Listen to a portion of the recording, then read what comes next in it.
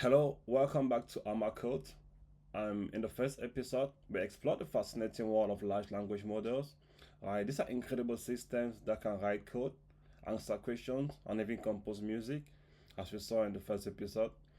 So we learned that to build an LLM basically involves two main stages, right? You have the pre-training phase, and then you have like the fine-tuning phase, right? So these two, I would say, are the two main building blocks in building an LLM. And as you can see in the diagram behind you, there are three main stages, right? You have like the first stage, which just simply involves, I would say, building the LLM by importing data, right? That is just like having the architecture, right, with the attention mechanism, which we're going to cover on later. And what is most critical, what we're going to be looking today is mostly going to be the data preparation and sampling. And you go to stage two where you have like the foundation model, right, which is just like the training and I would say evaluation. And then stage three, which basically is like the fine-tuning phase, right? So stage one and two is the pre-training phase, right? And then stage three is where you have the fine-tuning, which is like the classifier and also the personal assistant, which we're going to use an instruction data set. That will come up later on. But today, what we're going to be doing and focusing on is rolling our sleeves and diving into the nitty-gritty details of how do we actually prepare, I would say, text data for these models. So that's the fundamental challenge, right? Because LLMs, as you know, these are neural networks, right? Deep neural networks that only understand numbers. And so they can't process anything like hello world. And so like, if you like, let me just go to the next slide just to let you know where we are, I would say, in our journey, right? So far, in episode one, we look at the basic, I would say, building blocks of what LLMs are, right? And later on, today we're going to be going from text to embeddings, right? That's where we are. And then later we're going to the attention mechanism. And then as I was saying earlier, regarding, I would say, LLMs understanding human language, right? Basically, they don't have no understanding and notion of our language, right? So even like the programming, I would say, the introduction to programming all of us went through with the hello world that you had to write. I would say hello world and then write a print statement for it to come out in the terminal. Even that the computer doesn't understand it, right? So they have everything converted into mathematical representations, and that's what I would say we're going to be really, I would say, paying attention to. And so these mathematical representations of, I would say, of text being converted into numbers is known as embeddings. And so to understand embeddings, it's also important that we know about, I would say, the different types of embeddings that do exist, as you can see from the image on the screen. So if I ask a question like, for example, like um how do you explain the concept, excuse me, like happiness to a computer, right? Basically it's like that's a text, right? So you can't, because basically computers work with numbers, as you said, not emotions, no concept. And that's a challenge that I would say neural networks also face, right? Which are, if you want to have just a fast refresher about what neural networks are, where neural networks are just deep neural networks that enable machines to learn from patterns, right? With an input layer that gets the input, and then with multiple intermediary layers, right? And an output layer that processes numerical process through a feed forward process and a backward propagation, right? That that ultimately leads to, I would say, optimization of the weight in the model, right? And leads, to the reduction of the loss, right, through a loss function, right? And so if we come down to, I would say, the concept of embeddings, that helps us or comes to the rescue, right, of helping, I would say, machines understand, I would say, whatever type of, I would say, input you give a machine, be it, I would say, text, right, be it, I would say, like video, be it audio, or be it, I would say, also images, right?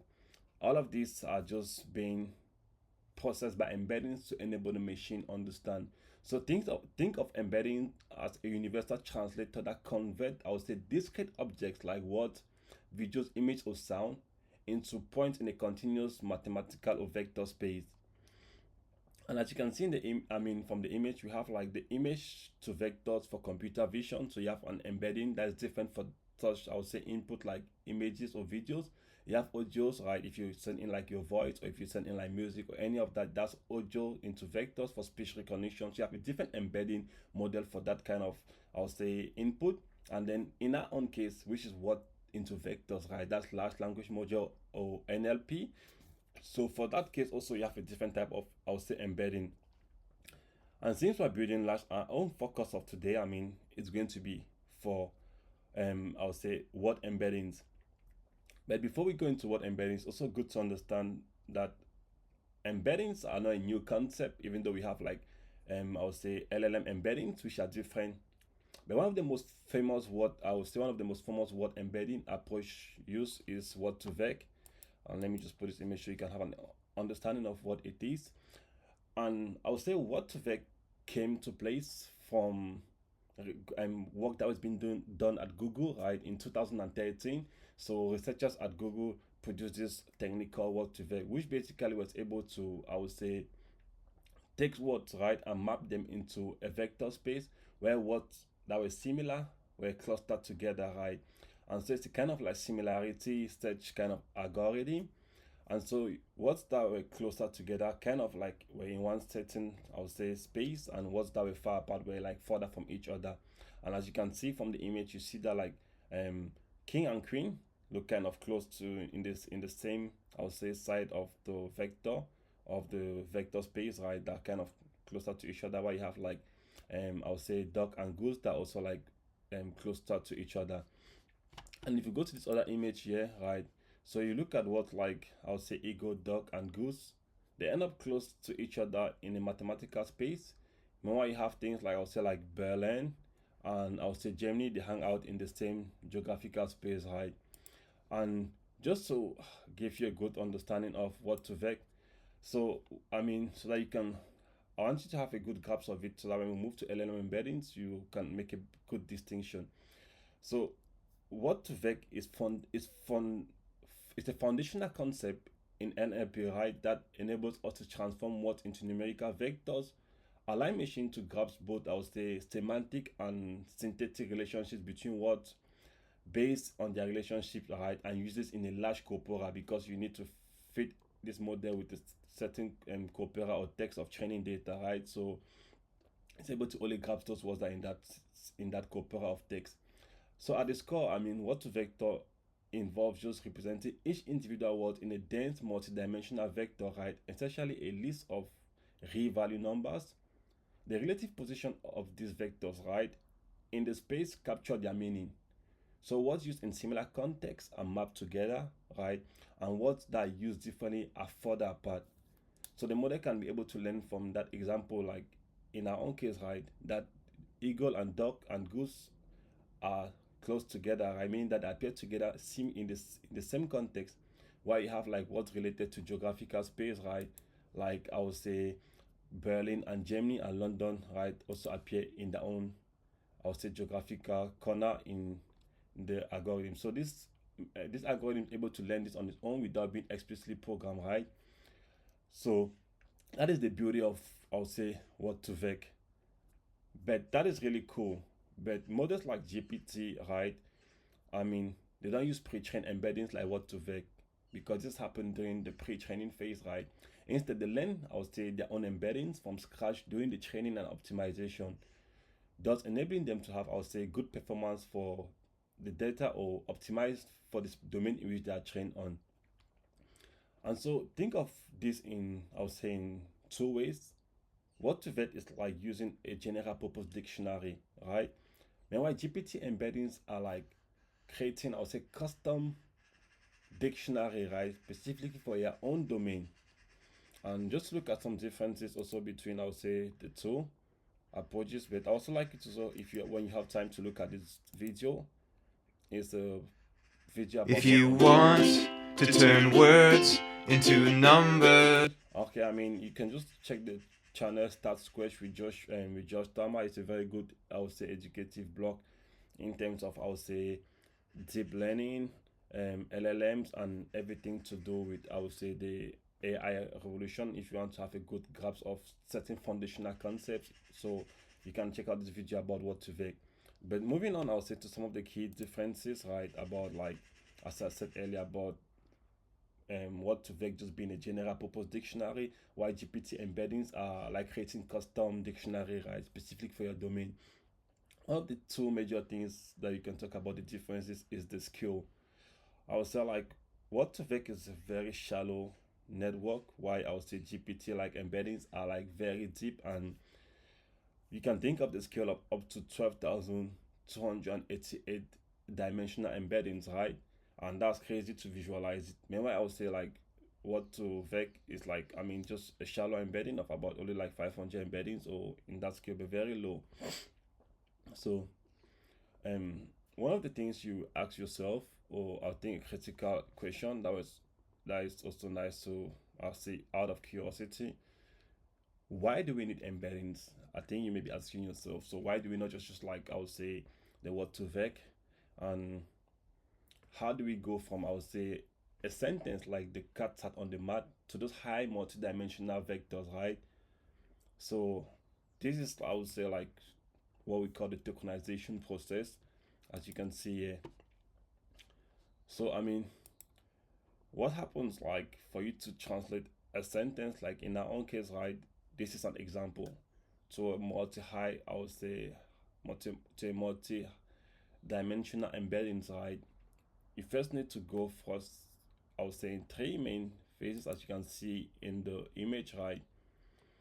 You go from first taking the text and tokenizing the text. Tokenizing the text basically is just the process of breaking text into individual unit called tokens, as you can see here, right? So this could be words, or even part of words, or even punctuation marks, right? And then the second thing you're going to do is like you're going to take those text, I mean those text, tokenized text, and give them token IDs.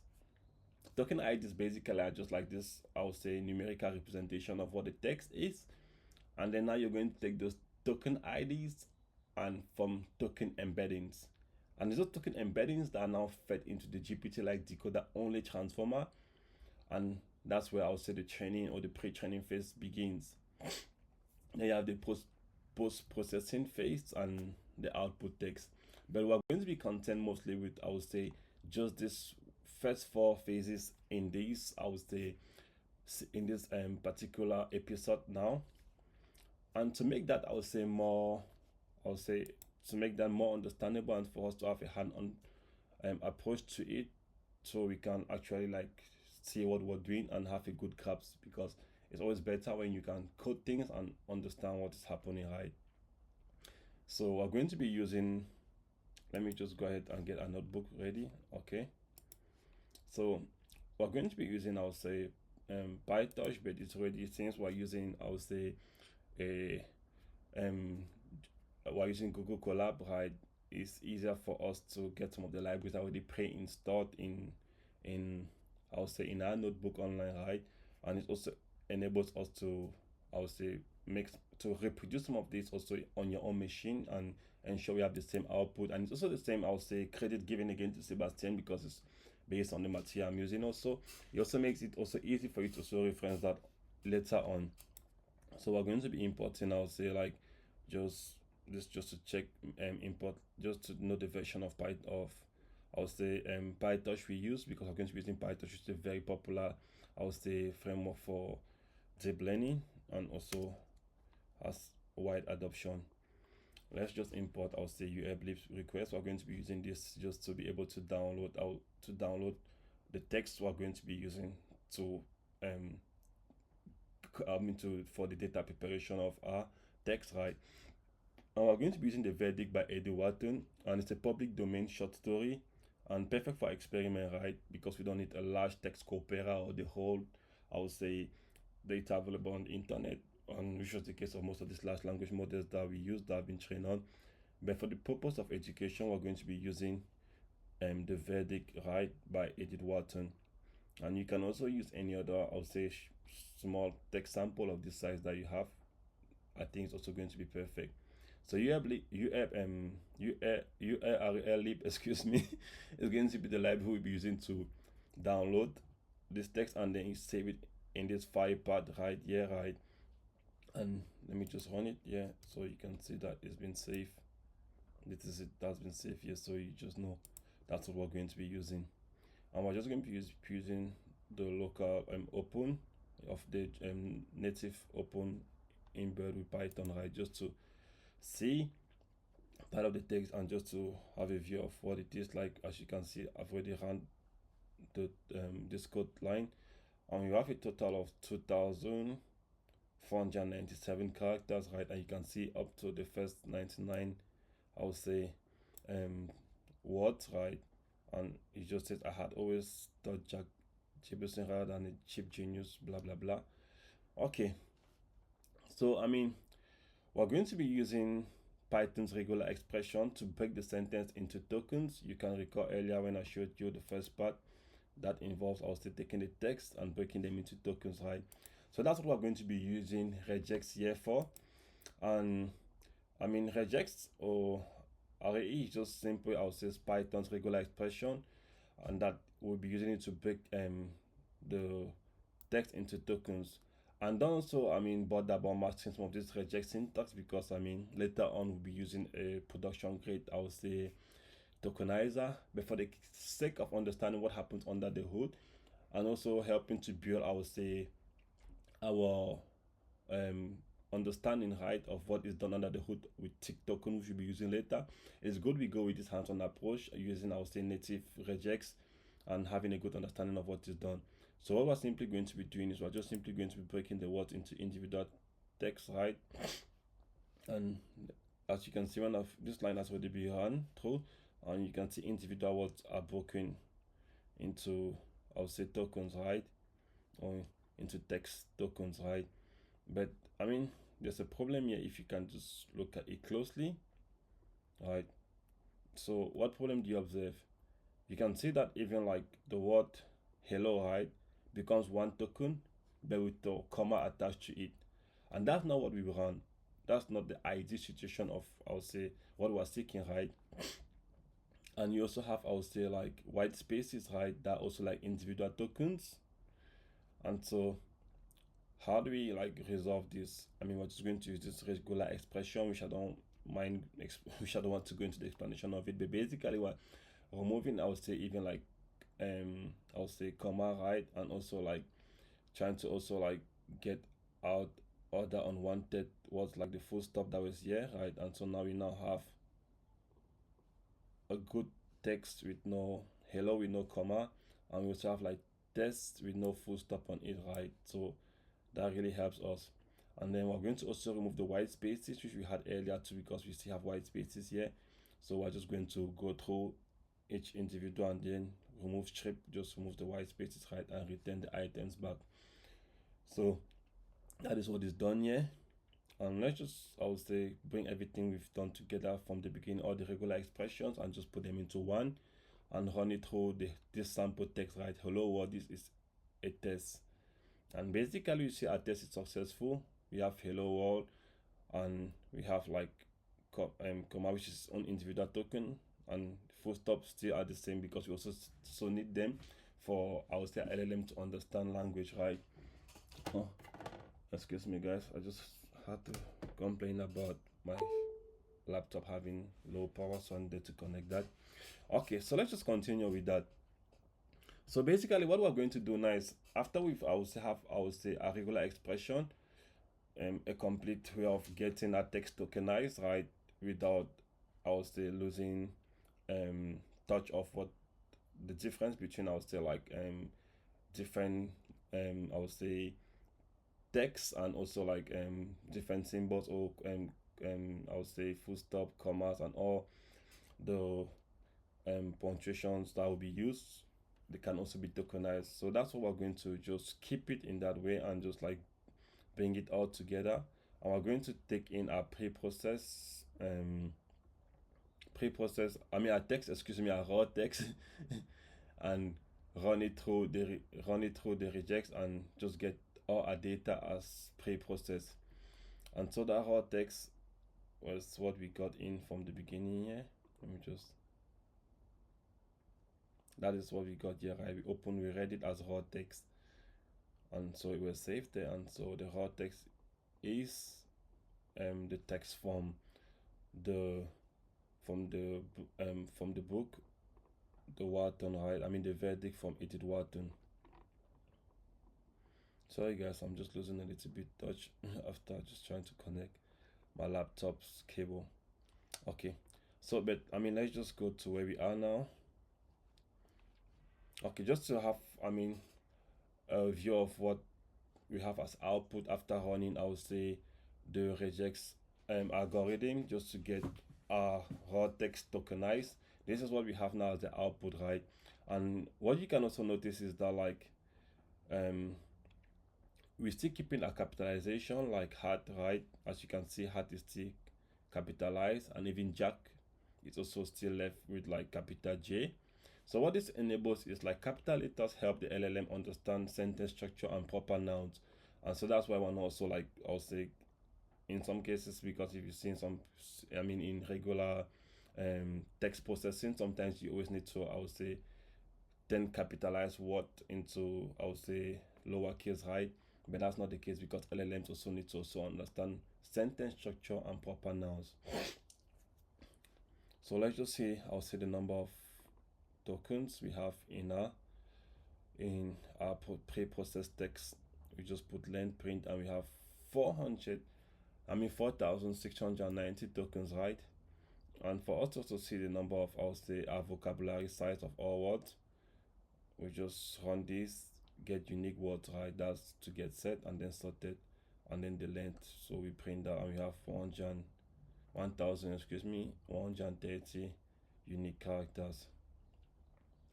But we are not done yet, because remember, neural networks need numbers, not strings. So we've been able to go from input text to tokenized text, but now we need to go to token IDs. That's where we are at in the, I'll say, in the tokenization process. So as you can see from the image, we need to convert the text token into token IDs that can be processed via embedding layers later on, because we're going to have to also convert this text into embedding layers. But for now, what we're going to do is we're going to get, I would say, the tokens into token IDs. And I want to give you a metaphor of how you should think about this. Well, in the olden days, we used to have like phone books, right? And if you wanted to call someone, you needed to look up their name and then get their phone number, right? So we're kind of creating almost the same thing, but for tokens, right? Where each unique word will get its own unique ID number. So the tokens are used to build a vocabulary that consists of all unique tokens. That is like what you can see here, right? From complete training data set, we go to tokenize the training data set, and after we move to the vocabulary. So the vocabulary, as I said earlier about the phone book, I would say a metaphor, is almost the same, where each unique word has its own unique ID, right? And it's easy for us to like do a search later on it. That will that will be done algorithmically, but not manually, right? So now we just we already ran this earlier on to see the number of unique words we have, right? So now what we're going to do now is for us to, I'll say, go now from I'll say, from tokenized text to token IDs. We're just simply going to use the enumerate and get an integer and the token, in which now the token, which in this case is the text, right, or basically what we've tokenized, right, becomes the key, and then the value becomes the integer, but in ascending order, as you can see here. So we just run through again the vocabulary to get the first 50, and that's what we have here, right? And you can see that each token has an ID, right? And it's easy for us now to be able to like have a vocabulary. And you see our vocabulary earlier was having 1130 unique token IDs, right?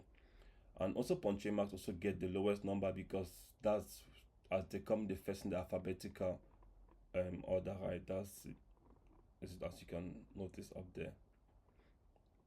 So let's I'll say now the fun part is going to be building the tokenizer class, right?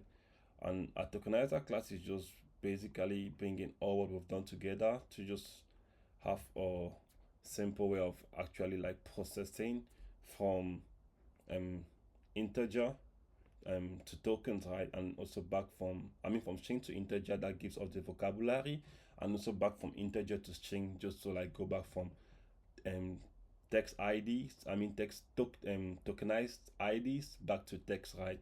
Because if you can recall from here, we're going to get token text, right? And then we get IDs. So we use this to form the vocabulary in which the token IDs are the key and then the tokenized text are the value. But we also need to also go back from, I would say, from token IDs back to text. And that's when we have to get the integers back to string, which you can see. Let me just switch the screen here, excuse me. So when you look here, you see we get in the vocabulary, which is from string to integer, which is what we did earlier on, trying to get the vocabulary right from tokenized text to token IDs. Then we earlier up above here, we're not able to get these, where you have the token and then you have the value, the integer, right? The token, which is here, and then you have the integer, which is here. So this is what you have in this first line of text here, which is the vocabulary, right? And they are now going to go back from integer to string. So we're going to do a reverse of that, in which we're able to get now back our token back to string, so that we can get back the text output. So the first part of the algorithm is the encode, right? So it goes from word to number.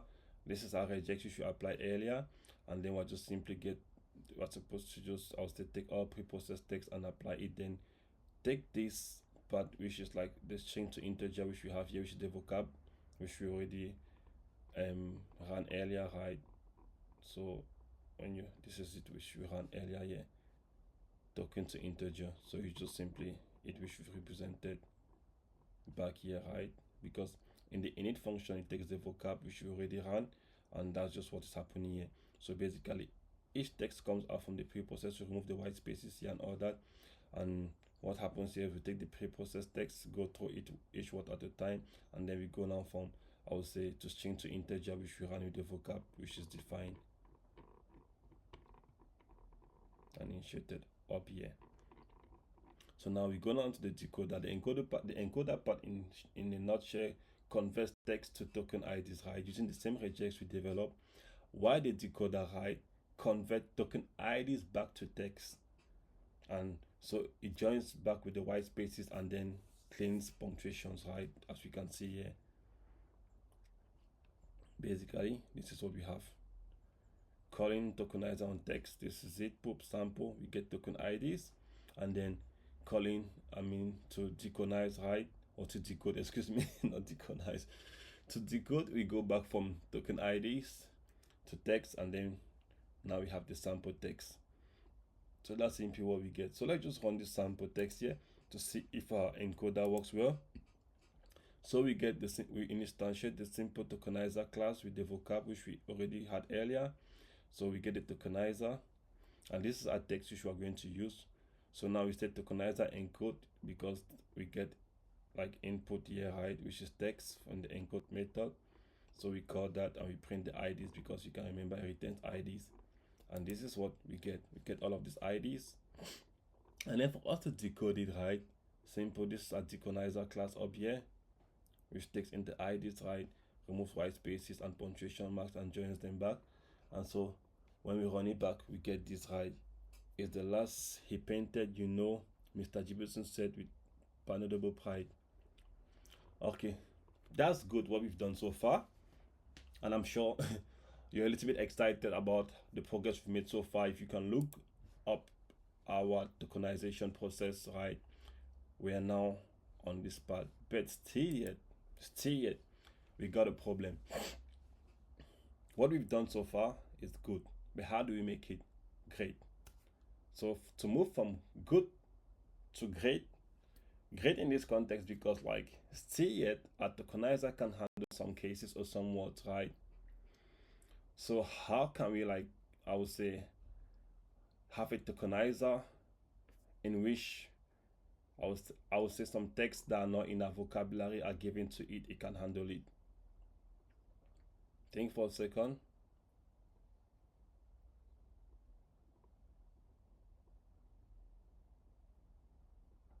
Okay, I don't know what you came about, but even just looking at the text, or I mean, what I have here in the notebook, right, you can see already me making allusion to special tokens. And one thing I'll just do here just to illustrate what happens. For example, in this our own sentence here, the word hello was not in our, I'll say, in our training data, right, or even in our vocabulary that we instantiated earlier from the text from Wharton, right. We do not have, like, I'll say something like hello, right. Where's the hello? This is hello, right. So if we want to encode something like hello, that is not found in, I would say, in our vocabulary, right, from the text from Aiden Wharton. What happens is, like, when we run it through, you see, we get a key error hello. Hello is not found in it. And so this is like where I'll say a concept of spatial token becomes very useful. And in a simple way to understand what spatial tokens are, it's like a safety net, right, for the unexpected. The unexpected in this case being it an unexpected word, right? And I mean, let's be real about one thing. In the real world, I think language is messy, and every day you have, like, I would say, evolution of, like, of language, right? And also, like, I would say, new words that were not found in a existing dictionary first. If you want to think about the Cambridge or Oxford dictionary that existed, things like tweet or tweeting, or even, like, let me say, like, just I would say that slang that also very popular. Also, maybe even, like, here in the UK, people say any stuff like that, right? Those are things that are not, like, I would say, common, and the other slangs that evolve, right, or change of language. So how do you, like, make the, I would say, the LLM to handle such edge cases, right? So a tokenizer is not enough, even though it's good. I mean, a simple tokenizer. So that's where we come in with special tokens, right? That act like the linguistic safety net, and think of them as emergency protocols for a tokenizer. And some of the two I would say most popular, I would say, special tokenizers, and that are used also by GPT or traditional LLMs. You have the unknown, which is the UKN. We're going to see that, which is, this is it yet though anyway. And you also have the end of text, right? That's the pre documents. So we're going to be upgrading our vocabulary, and let's just, I would say, extend, right, our tokens, right, by adding end of text. So we get all unique tokens here, right, as you remember we just said, then we list and then we start them, and we just try to extend it, right. And when we extend it, now we have a new vocabulary, which, let me just even those, I think around this line already, but just to be sure. So some of the other special tokens I also like to mention, but I mean, this is just for, I would say, for you to have a good understanding of other things that do exist, though you may not need it at this particular point in time. You have, like, the beginning of sequence that marks the beginning of a text. You have end of sequence that marks when the text ends. As you can see, part, if we're training LLMs with batch size greater than 1, we're going to see what batch size are all about when we're going to be going through also the training or the data preparation process, right, using the data loader class from PyTorch, but that's something you should concern yourself about later with the patch. And unknown, which is what we're going to be using to present words that are not included in our vocabulary. End of text, which, as you can see, is what is used also in ChatGPT, I mean GPT, and later on also the consumer grade version of GPT, which is ChatGPT, right? We already ran this up, and so we can see we have gone from vocabulary of 130 to 132. And just to show you where we had 130, but I think you can recall earlier when we ran our vocabulary, this is it, right? We had 130, and after just, like, extending our vocabulary with unknown and also end of text, right? And end of text just helps the LLM also to better understand that, like, we're starting with a new, I would say, new text, right, or something unrelated. For example, if you're training your vocabulary, or you're also, like, building this vocabulary with two unrelated texts, right? So it's always just good to put this end of text so the LLM knows that this is the beginning of a new, I would say, new vocabulary or also like new text, and doesn't mix things up together, right? Because you could be training things related to finance or something related to poetry, so you want to make this demarcation. Okay, let's just like see the next part in which we're going to also, I would say, not only improve our tokenizer but also make it a little bit better. Just with what we have done so far is the tokenizer v2. So the same, I mean, the difference between the tokenizer v1 or the simple one which we did first and the v2 is just because the v2 just simply takes the end of text, the special tokens which we added like end of text and unknown, and just incorporates them into it, right? So this is just what we put the unknown here, and so every unknown word becomes the same unknown in token, right? And which is like what we really want our tokenizer to be able to handle edge cases, right? And that's just the major difference with the tokenizer v2. So, and that is just what we have here. Nothing really changes very much, just this that is able to go through every word, and if you don't find any word, it just attaches unknown to it. And when we just run it, like for example we had earlier on, hello was not there and all, so when we run it here, we're able to get hello end of text, which is just added to join these two texts together, right? And there we go. So we've gone from v1 to v2, and I mean for the simple tokenizer version 2, and the version 2 is just simply enabling us to handle unknown words. But now, I mean, to be honest, there's still a problem, even though we can handle unknown words, but I think we can do better than that. Because, I mean, it's not every word that we're going to know, and sometimes even in typing, you can type similar words together and that join, right? That's something that happens sometimes when you're a fast typer. And so, how do you make an LLM to understand? I would say to have a good understanding of language or even like words, right? Without making every unknown word just becoming unknown.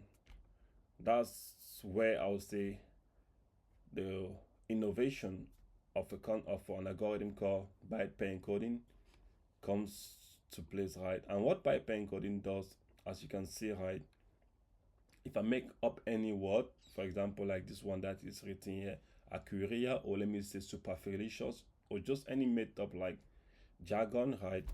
Or I just say, rather than writing hello world, I write hello world joined together. So how do you help the machine, or I would say, when I say the machine, I mean the LLM understand this kind of context, right, in which a word could just be words typed together, or have a better understanding of any made up word without losing information. And this is where we enter a production grade algorithm called the byte pair encoding, which we're not going to go into actually, like, because of writing anything regarding it. We're just simply going to use the library of tick token from OpenAI, which we are going to, I'll say, import here, and then we'll just look at the version, right? We have version 11, which is good. So, but just going back to what it does, what I would say byte the tokenizer of byte pair encoding does, right, is that it unlocks the ability for an LLM to take, I would say, words, right, that it doesn't have in its vocabulary, and it breaks them into sub tokens of either small unit individual words having tokens, or words that repeat themselves close to each other in occurrence. For example, right, in English you can have like things that repeat themselves so much, like I'll say like is, right, that's always repeating so many words together, right? So you could have those that becomes a new token. And as you can see for this word here, Aquiria, sorry, I can't really pronounce it well, but I tried my best. Where AK becomes a token, you see, has a larger token compared to the other ones, right? W is just one, is smaller token. IRU, it has a larger, I would say, number, right? And so on and so forth. And this is an algorithm that also used byte pair encoding, is just empowering, I would say, popular LLMs like GPT-2, GPT-3, GPT-4, and even the Meta Llama models. Lama. It's really difficult one sometimes to pronounce. Anyway, but that's, I would say, the approach in which the byte pair encoding comes. So it acts like a linguistic detective, right? That's able to say, I don't know this word, but I can break it down into pieces that I do know. Into pieces that I do know of, like similar words occurring together, or similar to, not what I mean, similar I would say, um alphabets occurring together, right? Or just similar unit occurrence of common words, right? Like is or is that I just mentioned earlier, and forming, I would say, tokens with it, right? And that's one of the, I would say, beauty of it, and it's able now to build upon it and get individual words become sub words, or individual, I would say, words become sentences, and then have a better understanding of what each individual character means, and those characters become subwords, and then it builds an understanding of it, of language, right? And this means that, if you want to think of it, is the byte pair encoding can never fail in the worst case, because it's able to always fall back to spatial out of character by character, right? Because you have all these individual characters that are able to become words, right? And all of these words now can be able to form sentences. So it goes from, I would say, a Lego brick like approach, because if you remember, like with Lego bricks, what you do is, like, you take um bricks with the same colors and try to build a castle. You start with bringing similar blocks together, right? So it's almost in the same way. Okay, but I mean, we're not going to have to implement the byte pair encoding as I told you, so we're just going to use the library, right? And it's a production grade library, because this is built upon Rust, and we're going to just be using the Python version of it. And it's the same that also be used in GPT, so it's not like a toy example in this case. And it's also easier for us to also use it in Python, because we don't have to use, I would say, it in Rust, because it's faster in Python, right? And if we just go through to take this text example that we've, just to have an understanding of how the algorithm works. So we're going to still be using allow spatial, because that's how you enable, I would say, the byte pair encoding to allow spatial, I would say, tokens. And in this case, we're adding end of text. So what do we get this text? We run it through the encode method. So we remember, we called it, instantiated the library here, TikTok in the GP2 version, right, to get encoding. And then when we call encode on the text and then allow spatial, we say print integers, what we get. These are the tokens which we get, right? The token IDs. And if we want to decode it back, you see we get back the text with the end of text. Okay, this moves us now to before we go to the token embeddings, let's just look at this concept of, I would say, data sampling and sliding window. So basically, I mean, what the data um, sampling and sliding window does is it helps the LLM, right, to be able to learn one word at a time. Because I mean, if you remember, like, how LLMs learn, right? LLMs learn by predicting the next word. Simple as that. There's no complex, I would say, objective into it. Basically, I would say, if X is our input and then Y is our output, what it does is it predicts the next word in the sequence. As you can see from this window, right? So that's the concept of sliding window, right? In which actually what happens is X is the input and Y, which is the output, is simply X plus 1. And if you go again to, let me say, you take the blue, which is like X, and then Y, which is 2 here, and which is in red. So basically it'll be X plus 1, right, equals to Y, which is this one. So Y equals to, it will always be N, which is, I mean, X, right, plus 1. And you're always going to always go, X plus 1 is always going to be, no matter what it is, previous or N plus 1. And N plus 1 is always going to be always in the previous context size window, right? We're going to look at context size window later on, or just to explain what it entails. But basically, just know that or just think about the objective of predicting the next word. It doesn't go as far as anything else. And in traditional machine learning, right, we need label data, right? Like for example, if you think about LLM learn and you want to classify it as a spam, but with text, right? The word I would say here is like, if you want to, okay, let me just go through this. Excuse me, guys.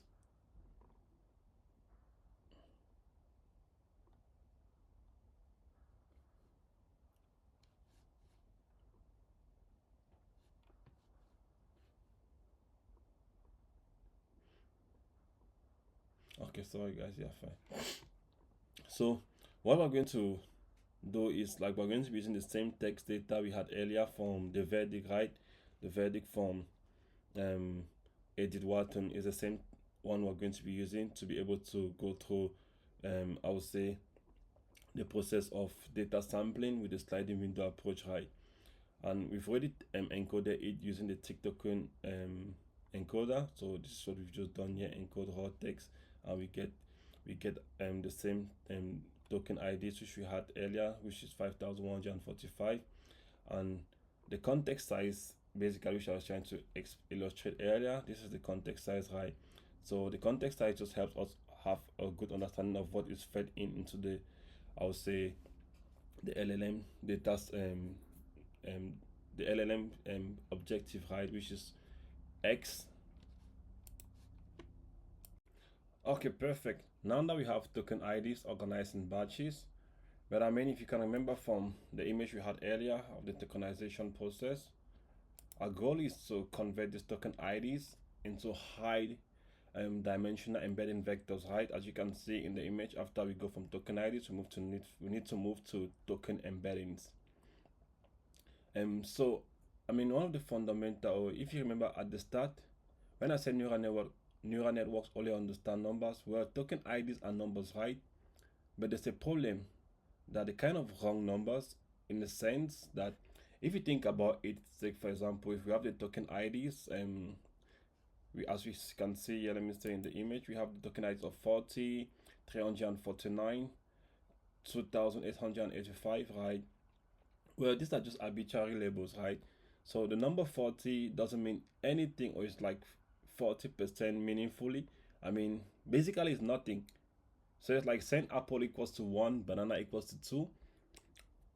The numbers don't capture that both are fruits, right? So it doesn't say anything if 1 is like a fruit, or if 2 is like bananas. It's just like numbers.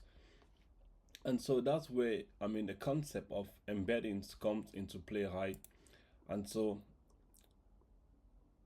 if you think of embeddings, like for example, if I was to give you like a mental model to kind of understand what embeddings are like, for example, New York City could be number 1, you have London could be number 2, you have Paris number 3, and Tokyo number 4, right? But that tells them nothing about the cities. So instead, I mean, if you could describe the properties of the city, for example, right, you could say the population of New York is like 8.7 million with a latitude of 40.7. I'm just making up, so don't hold me for that. Has a subway, that's a property, right? Language, you could say English, right? Yeah. And then you could go to like London, you could say population 7.6 million. You could say latitude, let me say, you could say 43.2. Has metro, you say yes, and language is English, right? Then you go to Paris, you could say population 2.2, latitude 48.8, has metro, yes, language French. And you go to Tokyo, you could say population 13.9 million, latitude 35.6, has subway, yes, language Japanese, right? So you can see with these properties, like you have more meaningful meaning to these cities, right? Rather than the supposed one I just said earlier on, which was just basically New York 1, London 2, Paris 3, and Tokyo 4, right? So that's the same way in which we could talk about like embeddings, right? So now we can see the relationships between, I would say, like New York and I would say like London, right? Both speak English, both have subway, and both have a large population, right? And then you could see Paris and New York, also with London, Western cities, right? Western cities, excuse me for the slide of tongue. And this is what embeddings do to words, right? So embeddings kind of like add context, kind of like help, I would say, words have more meaning to it, right? Rather than just having like discrete values, right? So they kind of add some nuance and more meaning to word. So let's build a tiny embedding layer so you can understand the mechanisms that, like, I would say, go in terms of like embeddings, and so we can have a visual, I would say, perception of it. So for example, if I take I would say these numbers and transform them to tensors, right? These are input IDs, and I could set the vocab size. That's like we could only have 6 possible tokens, right? And then you set the output dimension, which is each token becomes a 3D dimensional vector, right? So that's why we have 3, and so I'm going to fit in now, like using, I would say, the PyTorch inbuilt embedding algorithm, which is like from the neural network NN, right? If you have a background in, I would say, deep learning, this should be familiar to you. So you're going to take the vocabulary size of 6, right, which is the 6 possible tokens, and then the output dimension, which is like the dimension, like 3D vector, right, space, which we've put here to be 3, right? And so when we embed it, now we have the embedding layer, and when you print the embedding layer, you get this. So basically you have like the 6 outputs, right, and then you have the the 3D vector, right? And so you go have a, I'll say, you have a matrix of 6 by 3, right? So if you print, for example, 3, what do you get? You get this, and you say this is the 3 that was here, right? And so for example, if I just print touch tensor 3 and I get this, right? And so if I look at this output here, basically, let me see where it is here. You're going to see that this is it here. This is like the fourth output, right? I'm saying fourth because, like, basically, like if we have in Python we have like 0 indexes, right? So basically, like, it's like a weighted matrix lookup function, right? That is what basically, like, I would say, embeddings do. And if you can see, like, I would say, as I've hovered over the embedding layer, just to have a read of it to see what it is. So basically, what does it say? A simple lookup table that stores embeddings of a fixed dictionary size. This module is often used to store word embeddings and retrieve them using indexes. And so the key thing I want you to take out of here is a simple lookup table for a weighted matrix, right? And that's simple what, like, I would say, embeddings kind of help us to do. And so you can see that basically, like, you can, I would say, easily retrieve words that you store, right, in this weighted matrix. And you have like I would say this weight that, for example, if we check the weight, right, these are the weight, and these are the weights that are kind of optimized during, I would say, like gradient descent, right, when you have back propagation, right? And so it helps the model to learn better and update this weight, and also help it stabilize, right? So in a 6 by 3, this is a 6 by 3 matrix, is the entire embedding layer, right? With each row, each row is a token vector representation, right? As you can see it here. And this is, as I said earlier, this is the key of embeddings, because it's just a lookup. But also the beautiful simplicity, because getting an embedding is just grabbing a row, right? Because it just means, like, for example, if you wanted to like get a city, for embedded it's like a city, and was New York, that was I would say number 3, as in our context we got earlier, right? You just get out this, and that will just enable it for it to have a simple retrieval function, right? And that can also be updated and learned during the training. So if we just go through to just like print in the embedding layers of the input, right? So to compare, so we're going to print it just to have a comparison. So that's the input IDs that we put in up earlier here, right? These are the input IDs that we put in. And so if we print it, yeah, we get the same almost. So we can see that, for example, in this other one that we had here, right, that we had the I would say the complete embedding, yeah, right, with their weighted matrix. It's almost the same. You can look at, for example, input IDs of 1, this one here, here you have it, this other one here, and here you have it, and so on and so forth. So it's simple lookup table, right? And so let's just say, for example, if we try to, because what we did earlier was a thought example, but say, for example, we try to replicate what was done in GPT-2, right, in which I could say you have a vocabulary size of 50,000 to 257, right? And then you have like the output dimension, that's a lot of dimension, 256 dimensions. That's like mind-blowing. I don't think we could be able to visualize that, right? And we run it through the embedding algorithm just to like get the embedded the token embedding layer. So if we do that, let me just run this, and we print our weighted matrix just to get the shape. Oh, that's mind-blowing, right? So you can see our output matrix is 50,257 by 256, and this is what actually was used in GPT to do the training of GPT-2. So this is actually a real deal. This is not just a toy example, right? That's a realistic case. And also this is also what I would say our byte pair encoding tokenizer vocabulary size is going to be. And I would say the embedding dimension of GPT-2 is actually like from 768 to 1600. But because of the sake of I would say of learning, and also because we're using I would say like consumer grade equipment, or machine here or laptop, right?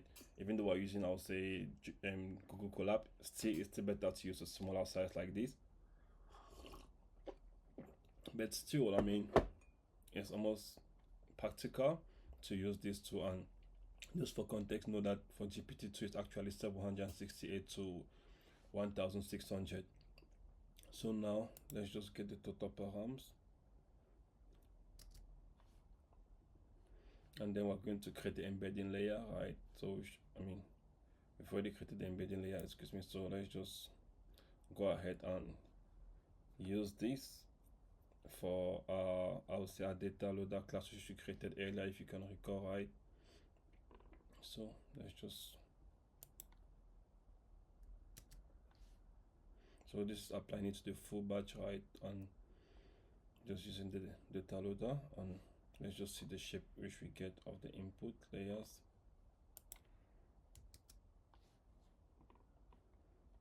So you can see 8 by 4,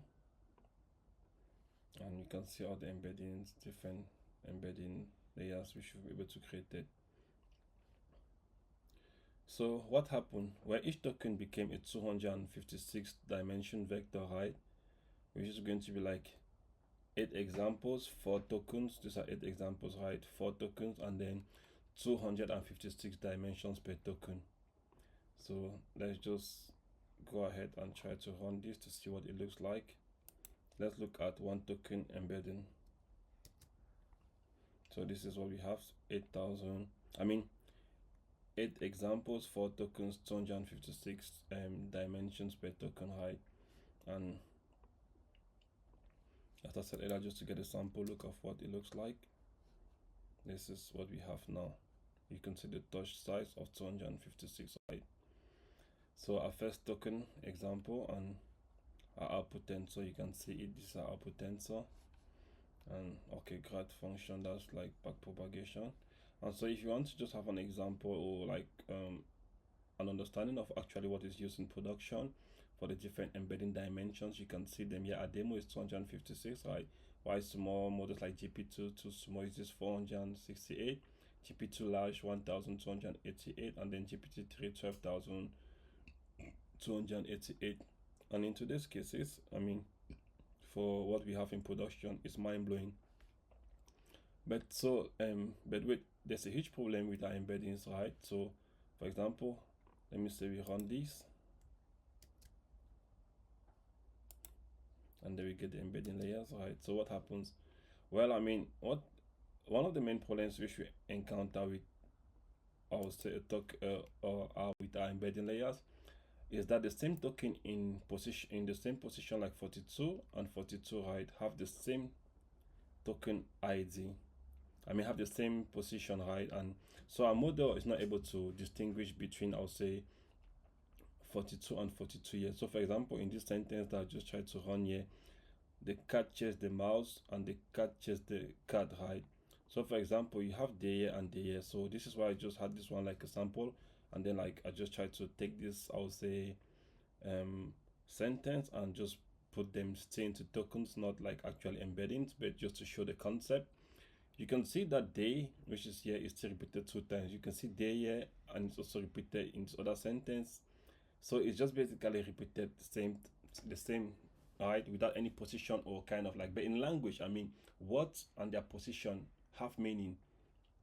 So the cat chased the mouse. It's not the same like the cat in front and the mouse, right? So they here and this other they are different.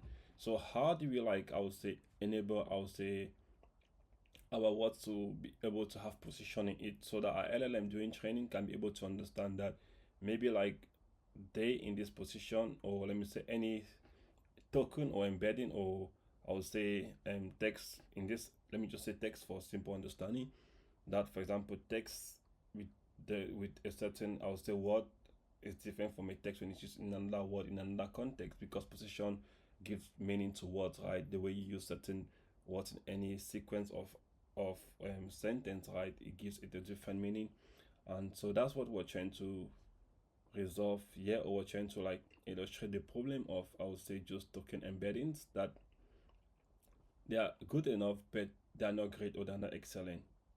So for example, like the cat gets the same embedding whether it's in the beginning, right, the middle, or the end. So it's not like, I mean, it's the same, because you see here, the cat chases the mouse chases the cat. So without position, you can't really like have a good understanding of actually where the cat, like, I don't know if the cat chases the mouse or if the mouse chases the cat, because of position you can be able to tell like, okay, fair, like this is what this means, right? So the model has no what idea of what order, and what order is really important, and that's where I would say encoding what position becomes a problem. So we don't have position blindness, because now in our own case we have like position blindness, in which the model doesn't have an understanding of position relative to its usage in a sentence. And so that's why I would say position blindness. So let me show you how position matters with this example that I just showed you, but also with looking at this graph, right, I mean at this image, we can see that the weighted matrix of embedding, like you see this word, this, I would say, this embedding here, it has the same position no matter where it appears. The fox jumps over the fox jumps over the fox. It's always 2 no matter what. But for us to enable our model to not be position blind, we have to add something known as position embeddings.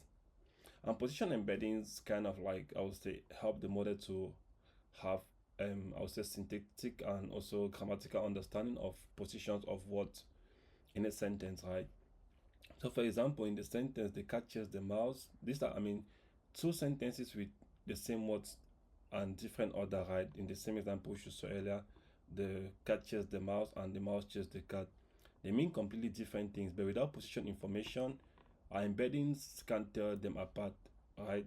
So if we see, as we simulated earlier on, let's just go ahead and also like, I mean, I already ran this, just get the position to just, okay, now let me run this first. Yeah, it catches the mouse and then the tokens which we just created earlier on. And then now what we're trying to do in this case, now we're just trying to get the embedding, right, to see if actually it gives us the same meaning, right? So I've already explained why we need to add position, right? So we get the context length, then so our context length kind of, and the output dimension, which we already have. We defined the output dimension earlier on. I'll just show it here. This is it, 256, right? So that's what is being passed here into our embedding layer and the context length, which is the max length, right? And if you recall, the max length was just what we wanted to be like the context window size, right? And so this is it for, right? So that's just what, but I mean, for realistic cases, it's not always for, but so let's just print the embedding with these layers here, right? So this is what we have, the positional embedding, which is 4 by 256, right? So if we take this and let's get some name.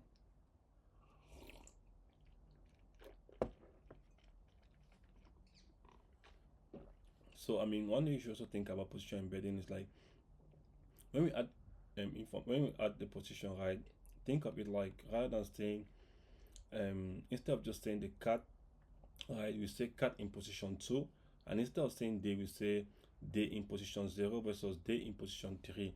So it's just like this.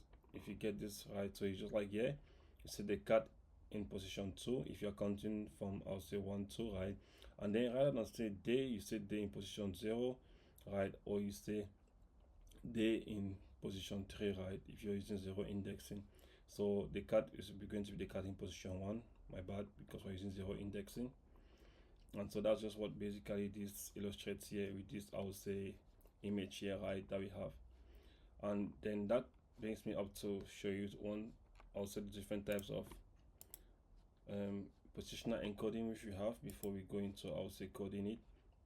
So these are some of the four, I would say, positional encoding algorithms that we have. We have the fixed sinusoidal, right, which is originally used in the transformer architecture, right? And so it just uses sine divided by cosine waves for different frequencies, right? So like musical harmonics, each position has a unique chord, right? One of the advantages is that it works for any sequence of length, and but one disadvantage is it's not learnable and so might not be optimal. So that's when we have like the length absolute, which is also another, I would say, positional encoding algorithm, which was also used in GPT-2 and BERT, right? BERT from Google. So it's just like, I would say, token embeddings, but for positions. So no position is fixed, right? And I would say um position 0 gets its own embedding while position 1 gets another. So basically, like, it's just rendering. So the advantage is like the model length, the optimal position representation, and the disadvantage is the fixed maximum length. So you have the relative positional encoding for newer models and T5, right? So it encodes the distance between tokens, not absolute position. So it's just like kind of relative, as you just can say in the name. So how far apart are these words, right? And so the advantage is that it enables better generalization for different lengths, right? And you have the rotary, which is like used in Llama and GPT Neo X, right? So it rotates embeddings based on position, complex but not effective. So what we're going to be using actually is just like, as you can see, is the length absolutely. I mean the length absolute, right, which is used in GPT-2, and it's also the case which we are going to be using. So back to, I would say, our notebook, right, to see how we actually like use this. So we're going to be using the context length, right? So as I said earlier, this is just for a toy example, right? Because GPT actually uses 1244 and 224, right? As we saw earlier in the comparison. This is it, right? So anyway, 1224. So now just need some small updating. And so we're giving a toy example that we're trying to work with, right, on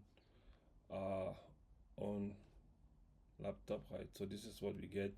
We get our output of 4 by 256, right? So what does it mean, right?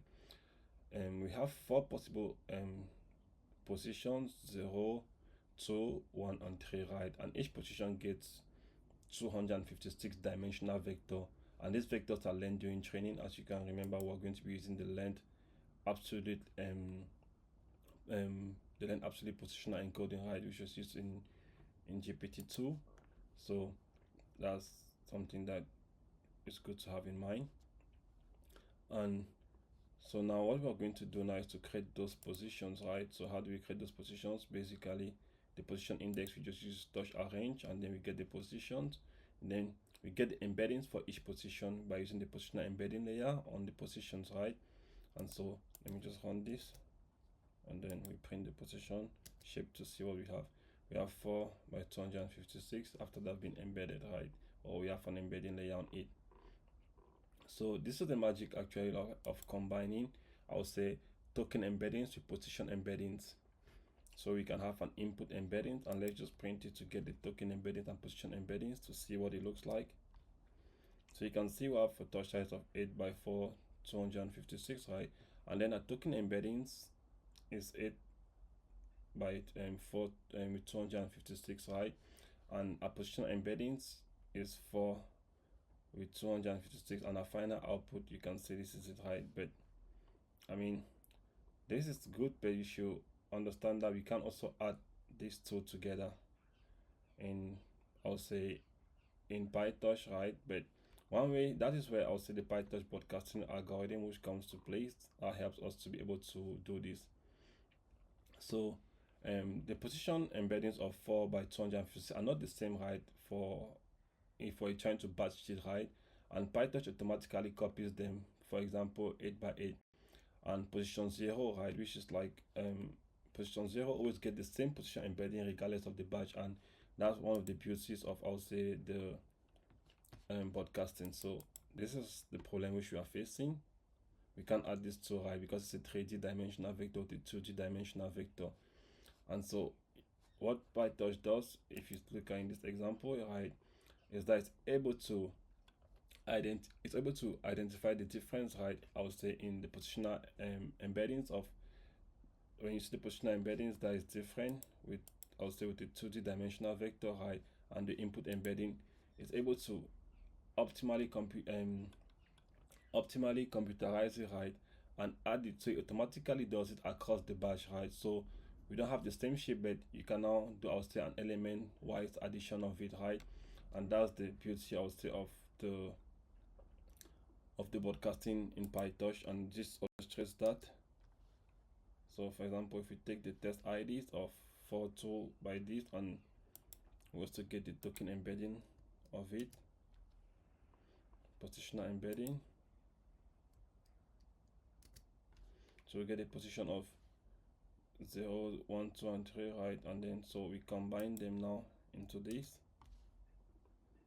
And then if we want to print them out now to check if token 42 is in position 0, differs from I'll say token 42 in position 2. So if we want to do that check, this is, so you see now they are now different. So each position now actually like has its own unique position, right? I mean, each token has its own unique position, and that's, I would say, that's the same word in different position now have different representation, and is not able now for us to have also an algorithm that runs through the different, I would say, tokens, and identifies each position individually. And now during our training process, the LLM is able to learn the different tokens, right? And so we have, let me say, if we go back here, so what we have is like we have a token embedding of 8 batches, 4 tokens each, right? And then we have positional embeddings of 4 by 224, 4 positions, right? And the final result is that both are able to be combined across all batches due to the PyTorch broadcasting. And so if we look at our final pipeline of what has been done so far, we went from raw text to tokens, right? Using the token, the regex tokenization earlier we used in Python. Then we went from tokens to token IDs using the vocabulary lookup from earlier. And then we went on from, I'll say, token IDs to embeddings, right? To token embeddings with the embedding layer, right? And on top of that, we're able to layer on positional encoding, and the positional encoding help, I would say, our model to have context of different, I would say, what in terms of what order, right? And there are many in different contexts, right? And the final output was actually like token embeddings plus position, which enabled that we have the same dimensional vector with the PyTorch broadcasting, right? So in a nutshell, from raw text to tokens from tokens to token IDs, from token IDs to token embeddings, then we had plus positional embedding, which gave us the final input embedding, which is ready for a transformer. And that's the exciting part we're going to be looking at in our next, I would say, episode. And so bringing it all together, it's been an incredible journey that we've taken so far. And to trace back where we started from, we had we were trying to understand the challenge, right, of neural networks in terms of needing numbers rather than words, right? And then we went to tokenizing, that was breaking the text into manageable pieces, right? And then we had to take those text from manageable pieces to create token IDs, right, that built a vocabulary, just like the phone book example I used earlier. And from the phone book example, now we had, I would say, special tokens, right, that was like added to it because they acted like safety net, because some words were like, I would say that we're not in the training set, sometimes we fed into the model, and that's when bytecode encoding came to the rescue to break words into sub-unit tokens into smaller bits, right, of characters, and then similar characters came together. And then we now went through the data preparation using the data loader class and creating the input target pairs for learning, right? And that was what helped us now to go to use, I would say, the embedding algorithm, right? That was inbuilt, I would say, in the touch.nn.embedding that we use to convert these token IDs into I would say token embeddings, right? Or into embedding layers. And that's when we now had to layer on positional encoding, which was able to teach what order to our full to teach what order for our embeddings, right? So that each word that appears has a relative different meaning depending in the appearance in the sequence of the sentence, right? So we started with the hello world and ended with a mathematical representation that capture both meaning and position. And that's the foundation of every LLM is built on. So it's very important, this, I would say, this episode that we covered. And in the next episode, we're going to be looking at the attention mechanism, where these embeddings learn to communicate with each other and create understanding, right? So we're going to see how we can break the word bank, right? So we'll see how the word bank knows whether it's talking about a river, right, or money based on the context. Because I mean, bank could be like either a river or it could be like money, and that's what I would say we're going to be looking in the next episode with the transformer model based on what we learned today with positional encoding. So until next time, I hope to see you. Subscribe to the, I would say, hit the subscribe button, and as I keep on producing more content on this channel, I hope you follow me through this journey. And also, don't forget to check out Sebastian Raskan's book. And remember, we are not just using LLMs; we are building them from the ground up. So until next time, keep coding and keep learning. See you. Bye for now.